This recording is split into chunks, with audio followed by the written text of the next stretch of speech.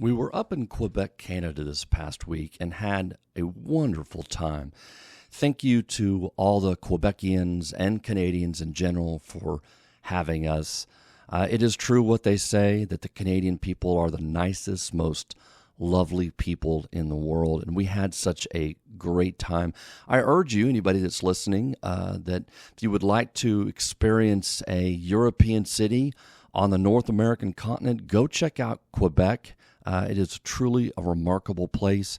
My wife and I got to take in some of the sights. We got to see Chateau de Frontenac, the big chateau there, the Plains of Abraham. We got to see the Citadel.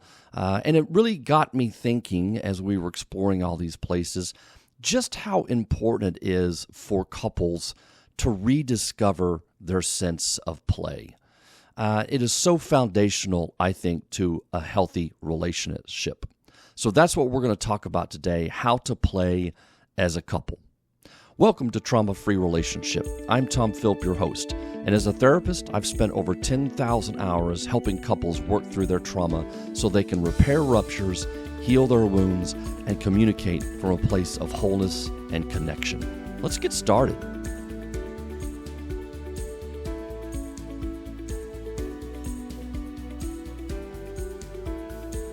Okay, as I mentioned, my wife and I had recently visited the wonderful city of Quebec in Canada and had a great time, and it really got me thinking about the importance of play as couples.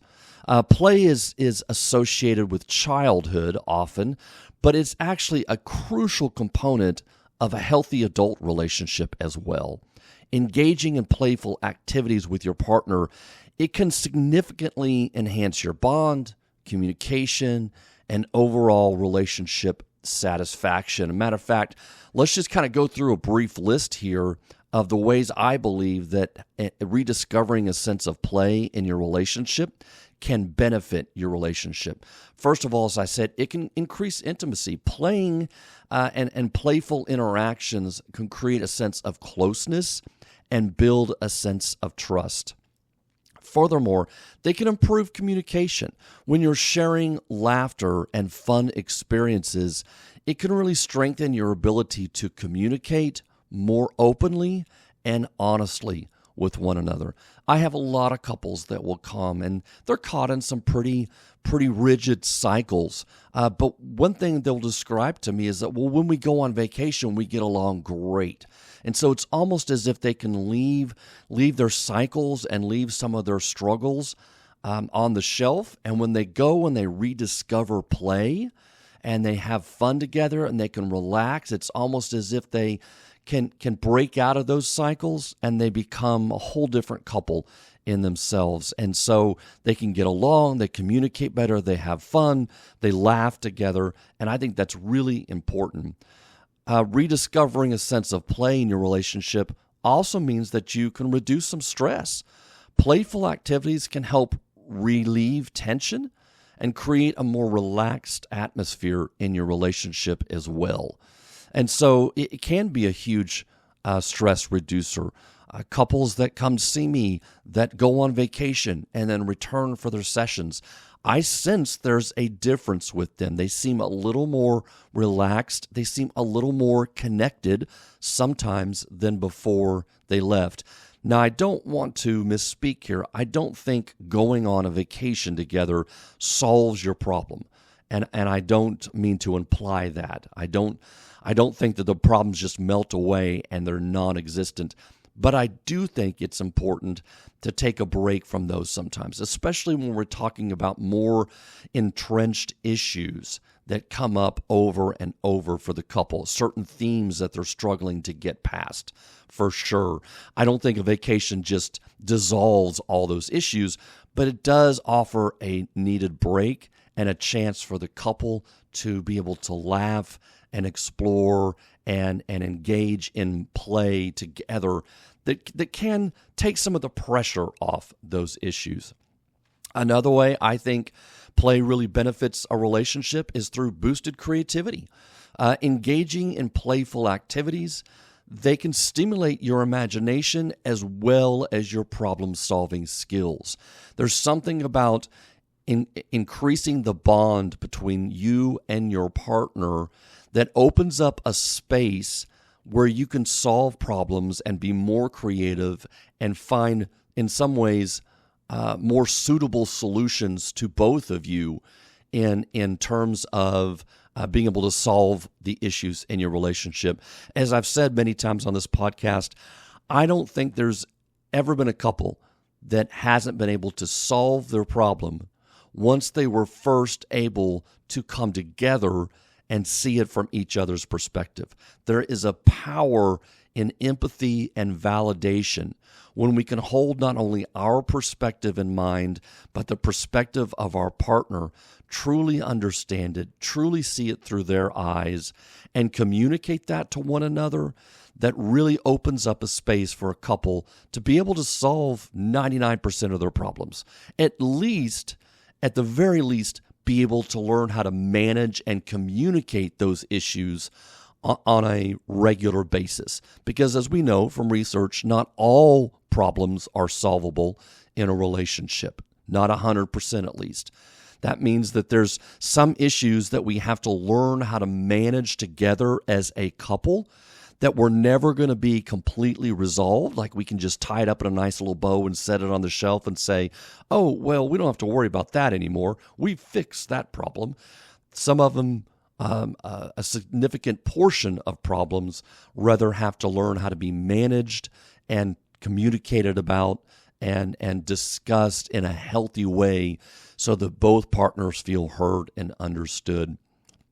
Another example of how play benefits your relationship is through enhanced emotional connection. As I said, it increases the bond.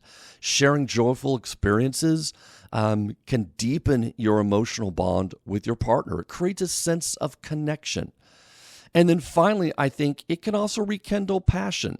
Playfulness can add excitement and a spark to your relationship. It can rekindle sexual desire for one another. It can offer an opportunity to engage in sexual play with each other that the couple might not do when they're entrenched in all of their cycles at home. So having those shared experiences where we engage in play, not just on vacation, but it could be just a day. It could be a day in your own town.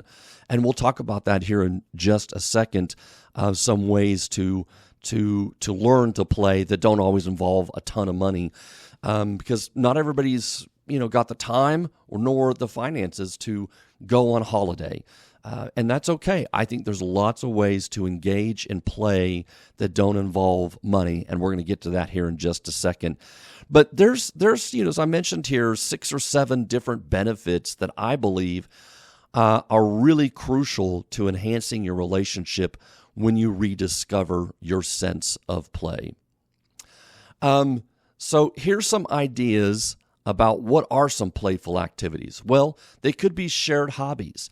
So what are some common interests that you and your spouse share?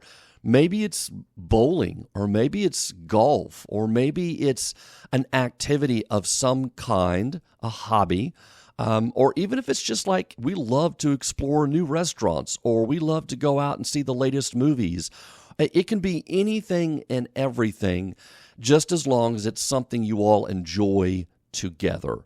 So shared hobbies is certainly a way to rediscover a sense of play in your relationship. Physical activities, it could be dancing, hiking, or sports that you enjoy together. Anything like that might be something that you guys can come together and do because it's something that you all really enjoy. It's a channel through which you can learn to play together. There could be creative outlets such as painting, writing, or music that can foster a sense of creativity as well as collaboration. Maybe you both sing, or you play instruments, or you both write or paint together. We have in our town, and I'm sure there's something very similar in other towns, a an establishment where you can go and you have a glass of wine and you have a canvas, a blank canvas. I believe there's sort of a sketch on there, but you take this class and you can do it as a couple or even individually. But I've heard a lot of couples that do it as well, where you then paint something. So at the very end, you have this canvas that you've painted, and you enjoy it with a glass of wine and conversation. And so that is a shared creative outlet that couples can engage in, something like that. Game nights, such as board games, card games, or even video games that can provide entertainment and some friendly competition, can be a channel through which couples rediscover their sense of play. And then, as I mentioned previously, spontaneous adventures as well as planned adventures. So surprise your partner with an unexpected outing or activity. This doesn't have to cost a lot of money. It doesn't mean you're packing up to go on vacation or holiday for an extended period of time. It could be something as simple as, hey, they just opened this new outlet mall, or hey, they just opened a new trail at the latest park that we live near. Let's go and explore the trail. Or there's a new exhibit here in town. Let's go take this in. And so having some kind of a adventure that you can go on together is really important. So there's several different channels through which I believe couples can rediscover their sense of play together. Remember that playing, it's not always about the activities. It is about sharing time and experiences together, and it's about building a stronger bond. When you first got together with your spouse, you played with one another.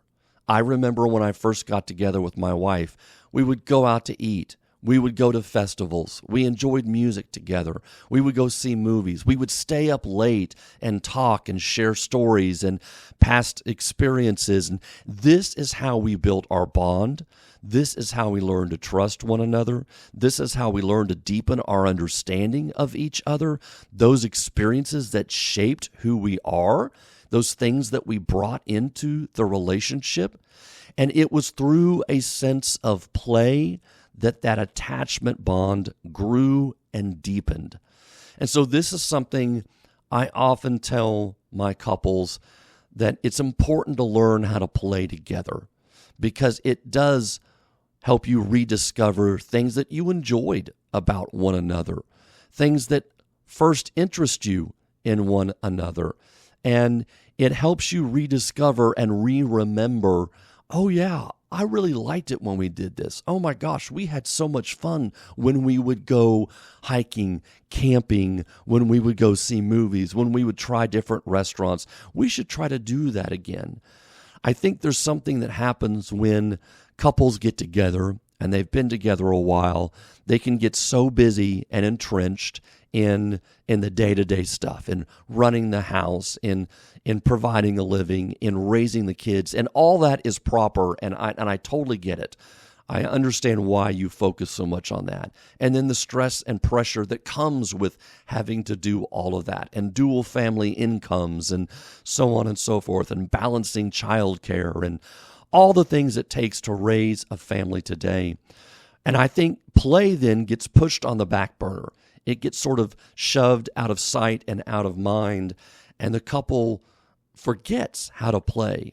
And I'll add something else too, that I think a lot of times when you first got together with your partner, you played with other couples. And I think that's important as well, to be able to have other couples that are friends that you can play with. Maybe it's just going out to dinner, but you laugh and you stay at the table for a couple of 3 hours and you have a good time and you share some food and drink together. And it's through that you learn to increase your bond as well and remember what it means to play together. Now, as I said, I don't think playing always has to involve money. As I said, it could be a walk around the block. It could be a homemade picnic or a drive in the country or listening to your favorite music or watching your favorite show. And I will say, try to limit the electronics Not that having a favorite show together is bad, but I don't think playing together means we're both on our separate phones or we're always in front of a screen in some ways. So I think being able to have something that is where we are the focus as a couple, each partner is focusing on each other and the shared experience, is a little bit better than always having a screen in front of you. So I don't mean to imply that you can't never do that if that's your thing, but try to not always have it be just about a screen. Learning to cook or bake together, stargazing, playing music, volunteering together, any of these kinds of things can be things that couples can engage in as a sense of play, to remember what it was to have fun and to have shared experiences, to be able to laugh, and as a way to be able to increase their bond together. So I hope you enjoyed this podcast today. I really hope this sort of ignites a little spark in you to think about, man, what are some ways that my partner and I could introduce or reintroduce a little sense of play back into our relationship that might even if it doesn't dissolve the issues, which it won't, but it might very much relieve some of the stress and pressure to a lot of the problems and a lot of the burdens and a lot of the traumas that couples carry in their relationship. So thank you very much, and until next time, we'll talk to you then. Thank you for listening to Trauma-Free Relationship, a podcast for the healing of attachment trauma. You can find us on Facebook, Instagram, or our website at traumafreerelationship.com. Be sure to look for our next episode on your favorite streaming service.